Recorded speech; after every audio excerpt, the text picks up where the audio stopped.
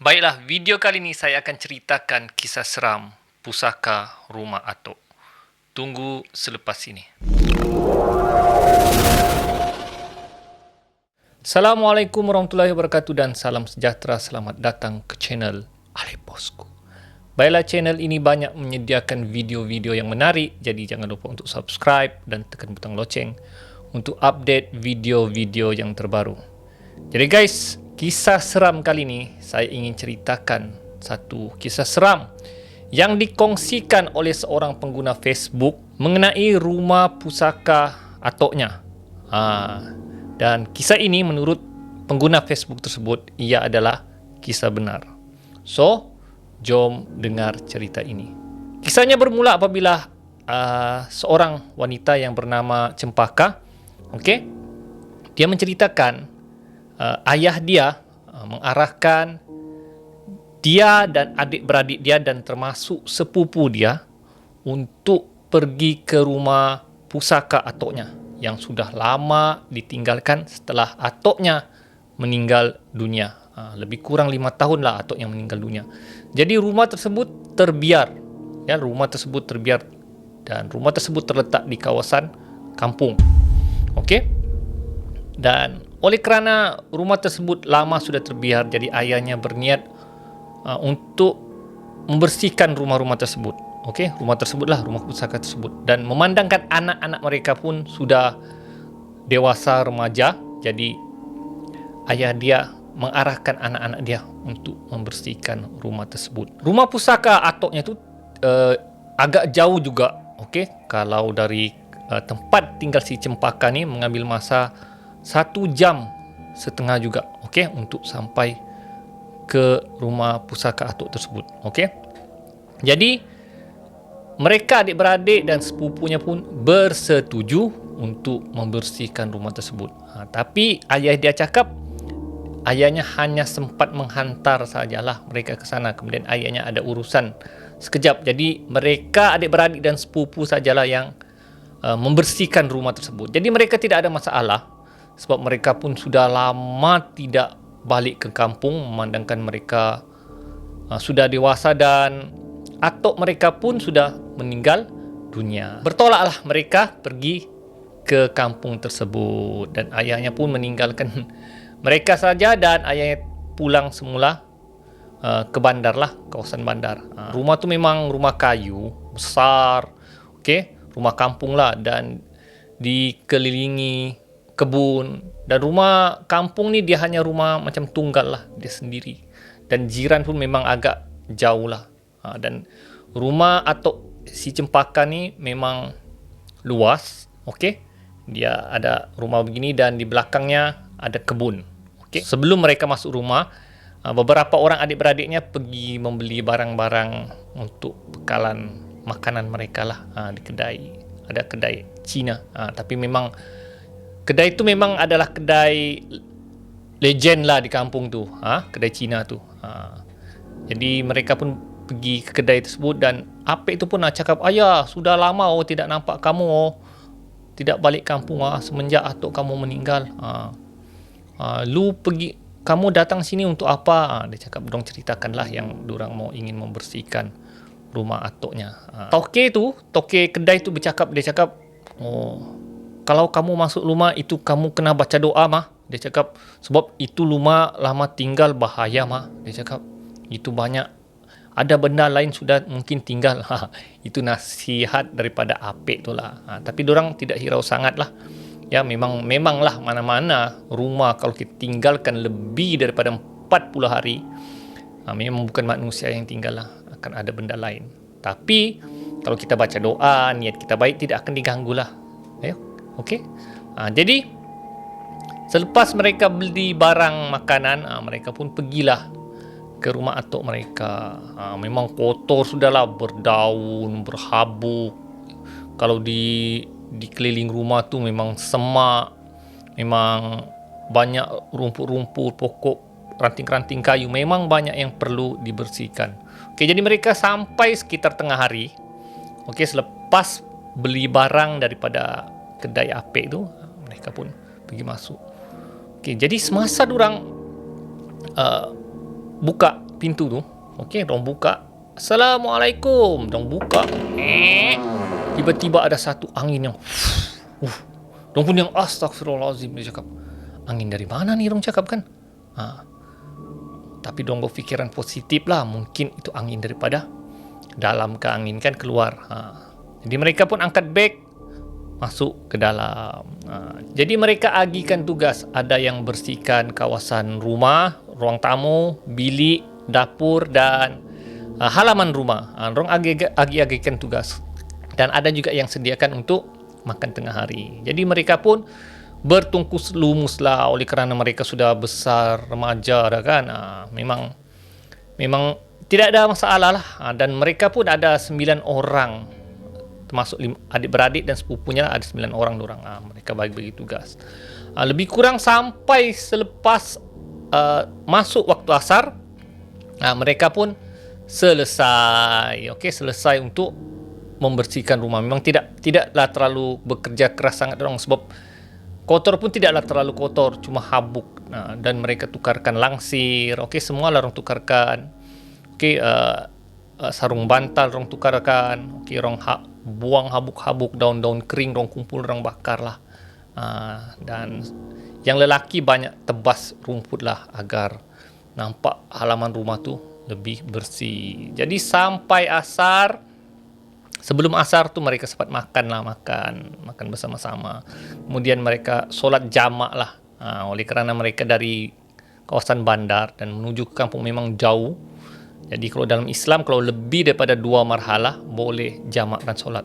Gabungkanlah Zohor dan Asar. Jadi mereka ambil jamak takhir, Asar dan Zohor lah dong gabungkan. Jadi semasa mereka solat, ada 2 orang sepupunya perempuan uzur. Okey, perempuan yang datang bulan lah. Jadi mereka tidak solat, mereka tunggu di ruang tamu.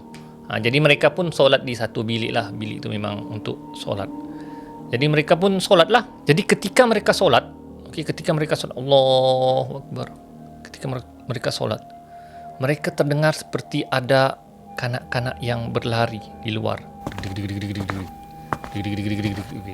Sedangkan sepupunya yang 2 orang perempuan tu sedang duduk di ruang tamu, tapi mereka terdengar seperti ada orang tengah berlari. Jadi mereka sembahyang pun macam yang tidak khusyuk lah, ya. Lepas tu terdengar lagi orang cakap, takkan durang yang di luar ni tengah berlari-lari kan? Sebab rumah kayu ni kita akan dapat rasa lah yang orang berlari kan. Memang akan bergoyang lah rumah tu, macam ada gegaran lah. Jadi mereka teruskan saja sembahyang, tapi mereka macam tidak selesa lah sebab ada bunyi berlari. Tiba-tiba selepas orang macam Assalamualaikum warahmatullahi wabarakatuh, selepas saja habis salam tu, tiba-tiba sepupu dua orang yang dari ruang tamu ni berlari pergi tempat dorang, berlari. Astagfirullahaladzim, astagfirullah. Kenapa? Nampak seperti ada kelibat dong cakap di dapur. Kelibat, ya, macam ada nampak orang dia cakap. Orang cakap, sudah orang cakap. Jadi yang jadi imam ni abang sulung dong dia cakap, mungkin rumah ni lama ditinggalkan. Mungkin ada yang menghuni rumah ni. Tapi tak apa belenya. Kalau niat kita baik, benda tu akan terima kita, dia akan pergi. Kita tidak perlu takut, dia cakap. Orang cakap begitulah.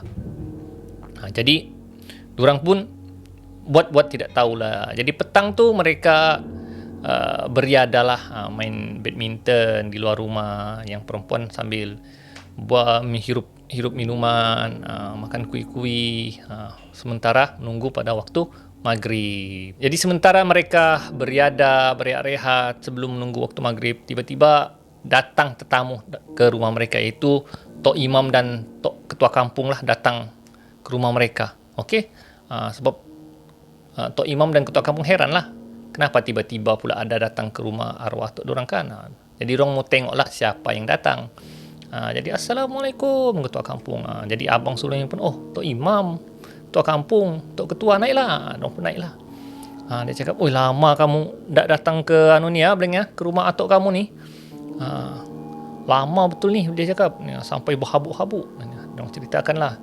Cuma masa Tok Imam duduk, okey, muka Tok Imam tu dia macam yang macam yang ndak keruan. Lepas tu Tok Imam tu asyik menjeling di kawasan dapur saja. Macam yang dia bercakap tapi dia mata dia macam yang asyik tapi mata dia asyik memandang kawasan dapur. Jadi si Cempaka ni dia macam yang apa hal Tok Imam ni kan balik-balik pandang belakang kan ada sesuatu kah? Tapi Tok Imam tu tidak cerita lah. Ya. Dia macam lain macam lah. Jadi Tok Imam tu cakap terima kasih lah kerana sudi lawat rumah atuk kamu ni. Kalau boleh lang lawatlah selalu. Jadi sebelum pulang tu Tok Imam cakap dengan Tok Imam, kalau ada apa-apa hal kah, ada macam perkara yang pertolongan bagi Tok Imam. Lepas tu Tok Imam tu tinggalkan nombor teleponnya. Catat nombor telefon Tok Imam ni kalau ada apa-apa. Jadi si Cempaka heran kenapa Tok Imam ni mau tinggalkan nombor telefon pula tiba-tiba kan. Tapi tak apalah, dong simpan sajalah, Abang Sulung itu simpan saja nombor telefon. Jadi Tok Imam dan ketua kampung pulanglah. Okey, jadi sampailah waktu maghrib. Jadi mereka pun sekali lagi mereka jamakkan solat maghrib dan isyak dan berjemaah bersama-sama. Dan kali ini guys, ketika mereka sembahyang maghrib, gangguan tapak kaki yang berlari itu semakin kuat. Belum lagi dorang habis sembahyang, yang sepupunya yang duduk di ruang tamu ni sudah masuk ke bilik solat, duduk di dekat dorang sembahyang. Macam ketakutan, tapi dorang teruskan saja sembahyang.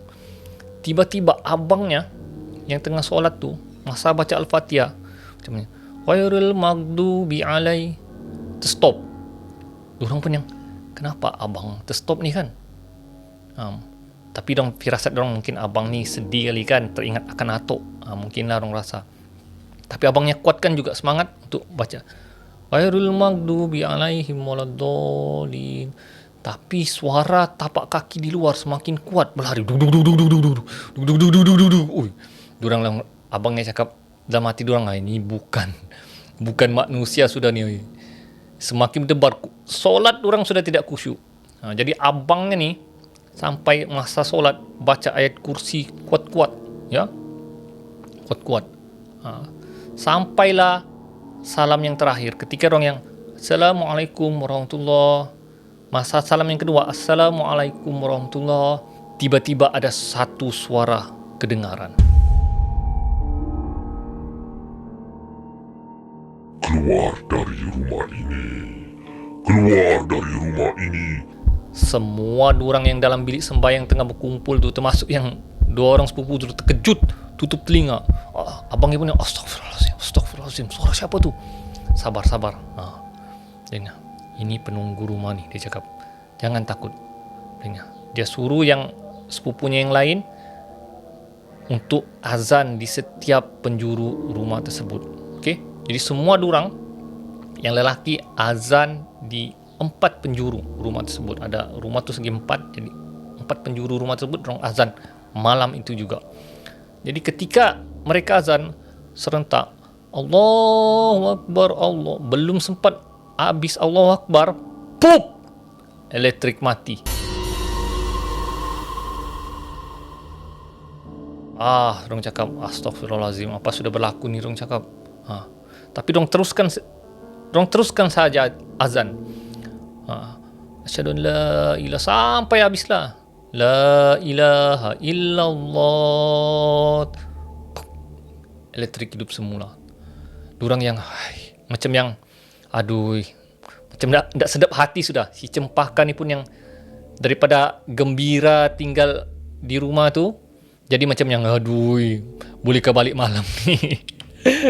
Macam takut sudah orang, dah macam tak best je ni orang cakap. Kemudian si Cempaka cakap dengan abangnya, bang, siapa ni bang, apa yang mengganggu kita ni bang? Sabar bang. Mungkin ini penunggu rumah yang lama sudah kita tinggalkan rumah ni. Jadi memang ada penunggu, dan penunggu ni memang tidak mau lari dari rumah ni, sebab mungkin penunggu ni suka sudah dengan rumah pusaka atuk dorang. Jadi malam tu pun mereka tidur. Jadi semasa dorang tidur, memang sudah dorang tahu, terutama si Cempaka ni, dia sudah memang macam tak selesa dah tidurnya. Ya, macam yang tidur-tidur yang cuba lelap mata tak tertidur, cuba lelap mata tidak tidur. Sebab dia risau, sebab semua dorang terdengar suara yang keluar kamu dari rumah ini. Jadi tidak lama kemudian, diorang terdengar sekali lagi bunyi tapak kaki di luar rumah diorang berlari-lari. Duk duk duk duk duk duk duk duk duk duk duk duk duk duk duk duk duk duk. Tiba-tiba dengar suara orang menangis. Ya, menangis. Orang cakap siapa yang menangis pula ni? Tiba-tiba sepupu diorang satu orang yang perempuan yang tengah uzur, tiba-tiba satu orang tu bangun. Si Cempaka pun, kau kemana ni? Dia cakap. Tiba-tiba dia berteriak. Satu rumah orang terdengar. Tiba-tiba yang sepupunya keluar. Dalam keadaan gelap tu lah, ya. Kan biasanya kalau malam. Jadi semua diorang, si Cempaka ni dia panggil abangnya, bang. Dia cakap. Dia beritahu lah sepupunya seorang tu sudah lari keluar. Jadi mereka adik-beradik ni pun keluarlah semua dari bilik, ya, keluar dari bilik. Dan bila keluar, sepupu diorang tu hilang. Dia cakap, mana sepupu kita, mana?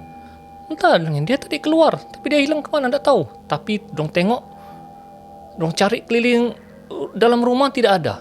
Kemana dia ni, dong cakap. Sudah risau dah dong. Berdebar jantung. Cakap, Allah, apa pula ni masalah yang datang ni. Tapi selepas itu mereka dah sekali lagi dengar suara orang menangis. Tapi dong tidak tahu suara menangis itu dari mana. Bilang abangnya, jom kita cari di belakang rumah. Lepas itu dong keluar, dong cari belakang rumah. Pun tidak ada. Orang cakap, mana nih sepupu kita satu orang nih? Tiba-tiba dong coba cari suara menangis tu. Rupa-rupanya guys, sepupu dia ada di atas siling menangis. Woi guys, macam mana boleh dia ada di atas siling? Jadi abang sulung ni cuba naik lah, cuba ambil tangga dan cuba masuk di bagian siling. Bila dia senter, boom! Dia nampak satu muka orang tua. Keluar dari rumah ni, keluar dari rumah. Aku tidak aku bunuh sepupu kamu. Abang sepupu ni, astagfirullahalazim, turun semula. Dia cakap, dia bagi tahu si Cempaka, dia cakap, ada seorang nenek tua di atas. Dia cakap, abang tidak tahu itu manusia kah atau jin syaitan. Cempaka cakap, bang, kita call imam lah bang, kita call imam. Jadi abang sulungnya pun call imam. Dia beritahu imam, Tok Imam, rumah kami diganggu syaitan Pak Imam. Tolong datang kerja Pak Imam. Sepupu kami sudah hilang, sudah disembunyi oleh jin syaitan ni. Jadi Tok Imam pun datang ke rumah, lebih kurang 10 minit itu datangnya. Tok Imam datang, kenapa? Diorang ceritakan segala-galanya. Jadi Tok Imam tu, dia pergi atas siling, dia senter, dia tidak nampak apa-apa. Kemudian Tok Imam pun bacalah doa-doa ruqyah dan cuba hembus di atas siling tu. Bila Tok Imam hembus, dia nampak ada sepupunya tengah bertiarap menangis. Dia cakap, panggil abang sulungnya ambil sepupunya keluar. Lepas tu Tok Imam baca doa-doa lagi, doa untuk menghalau gangguan syaitan dan jin dalam rumah tersebut. Dan akhirnya suara menangis dan bunyi tapak kaki itu hilang. Dan Tok Imam bagi tahu, memang sah rumah kamu ni ada penunggunya. Dan Tok Imam tidak tahu siapa penunggu rumah ini. Mungkin ada orang dengki dengan atuk kamu hingga letak benda-benda yang tidak patut di rumah pusaka nenek atuk kamu ni. Nanti esok panggil ayah kamu, ceritakan segala-galanya. Dan kamu kalau boleh jangan tinggal lagi di rumah ni, balik. Nanti Tok Imam dan ayah kamu akan selesaikan masalah ini. Dan habis saja Tok Imam ceritakan tu, abang dia terus call ayah dia untuk bagi tahu untuk mereka pulang esok hari dan tidak mau tinggal lagi. Dan mereka ceritakan segala-galanya, apa gangguan yang mereka alami. Dan selepas kejadian itu, mereka sudah tidak tertidur sampai ke subuhnya, sampai ke pagi mereka sudah tidak tertidur. Dan mereka beritahu ayah mereka, dan ayah mereka pun datang ke rumah atuknya segera. Dan mereka pun ceritakanlah segala-galanya apa yang berlaku. Dan mereka pun terpaksa pulang awal selepas kejadian itu. Dan mereka bertanya kepada ayahnya, ayah, apa yang berlaku sebenarnya ni? Ayah yang hanya menggeleng kepala. Ayah pun tidak tahu apa sebenarnya yang berlaku. Mungkin ada orang dengki dengan rumah ni. Mungkin ada orang dengki yang tidak berpuas hati dengan atuk kamu ni. Tidak apalah, nanti ayah akan bincang dengan Tok Imam apa sebenarnya yang berlaku. Jadi selepas kejadian itu, mereka tidak tahu lagi apa yang ayah mereka dan Tok Imam bincangkan. Tapi kejadian itu menjadi satu kejadian yang ngeri pada diri mereka. Jadi guys, itulah dia kisah seram pusaka rumah Atok. Kita tidak tahu apa sebenarnya yang berlaku dengan rumah tersebut, ya. Berdasarkan cerita pengguna Facebook ini adalah cerita benar. Kemungkinan rumah tersebut disihir, kemungkinan ada orang dengki dengan Atok mereka, kemungkinan ada orang yang mau rampas rumah atau tanah tersebut. Wallahu alam. Jadi guys, takat itu saja cerita saya kali ini. Mudah-mudahan ia menyeramkan diri Anda. Kita berjumpa lagi di video akan datang. Alip bosku. Assalamualaikum.